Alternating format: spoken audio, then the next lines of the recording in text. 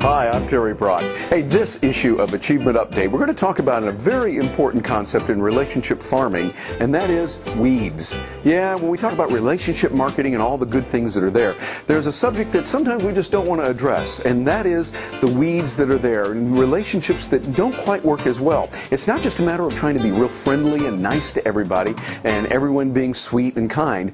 It's a matter also of determining how do you get rid of weeds that are going to be there. And what I call weedy people. W-E-E-D-Y. Those weedy people are there. They're the ones, you know what I'm talking about. They're going to sap your energy, your money, your resources. All they want to do is they want to take. Kind of like politicians. You know, they just take from you. And what you want is you want to be able to have value for value. You want to be able to have a relationship where things are mutually beneficial. To do that, you have to exercise certain things. That means you have to put certain principles in place. And those principles, first of all, can identify the weedy people. You want to identify them early. There's 3 key steps to that. Let's talk about those 3 steps. As I mentioned, the 3 key principles are there. One is to identify the weedy people early. If you identify them right up front, then you save yourself a lot of time, money, and effort. You want to find those people that don't believe in core value for value contribution. If they're not contributing, they're not being there with you, and they're not helping you, why would you want to be there and help them? Yes, we give value. Yes, we start, and that's what relationship farming is all about. We're sowing those seeds so that we can reap a harvest. And that harvest comes in many different ways. So you'll be able to work with a lot of different people, but identify them early. Also, be careful that you don't write off people that could later become very good customers. And yeah, I know the relationship farming analogy kind of breaks down here, but identify the people that are weeds and are not going to ever be with you. Be able to nourish them, work with them in a different way. Sometimes you want to encourage them to be successful elsewhere. Sometimes you want to just wish them well and be on your way. Second, when you run into those weedy people, always be professional.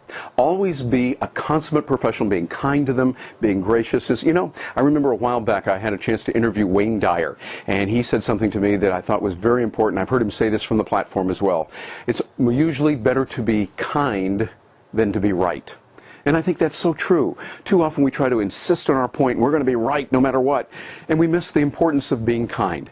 Always be kind, even if you're around weedy people. Never, ever diminish your professionalism. That's part of relationship marketing, part of that relationship farming, that you always look toward the end in mind. And then third, eradicate those weeds from your business. Make sure that when you identify the weeds are out there, you don't have them involved in draining time from your business. It doesn't mean you put them off. What you might do is you deal with them in a different way, able to give them opportunities to stay in touch via email and other ways. But those that are really important and who you want to build a relationship in business, be there with them. And you know there's ways to do that much beyond just email. Email is great. I love it and we're using it now. But at the same time, you want to be there for people that show that they are really interested in you and they're interested in doing business with you. Personally, pick up the telephone, give them a call. Talk to the people the way that you can connect with them on a one-on-one basis. As you do that and you eliminate the weeds, focus on the people that are quality relationships, you'll do better. Time is very short. We don't have 1,000 years to build a business. We've got a very short time, so that means we've got to get on with it. It means that we've got to address those areas that are most important and be with people in a quality way. Helping people, nurturing the soil, and taking care of that, eliminating the weeds, helps us to yield a wonderful harvest.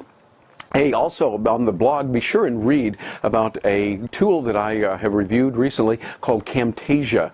Version 5.0 of their Camtasia Studio is out, and it's pretty outstanding. I didn't think they could get much better, and sure enough, they've tweaked it and made it a lot better also. It's a great product, has been for a number of years, and if you're using screen demonstrations, or you're using PowerPoint, it's a great way to illustrate how you can do certain things on the computer. You can demonstrate it with Camtasia. Some of their new features include zooming in automatically. They zoom in like this on a particular area of the screen and do it very, very well. They've got a number of different features that you ought to look into, and you can get a free trial download at techsmith.com. Take a look at that.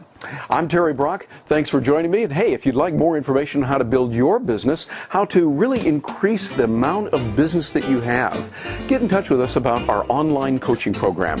It's very reasonably priced so that anyone can get it on a monthly basis, and you'll be able to find out about some real bonuses that are available to you on technology and marketing to really boost your business. Drop me an email, terry@terrybrock.com, and I will look forward to hearing from you. Hope you have a great day.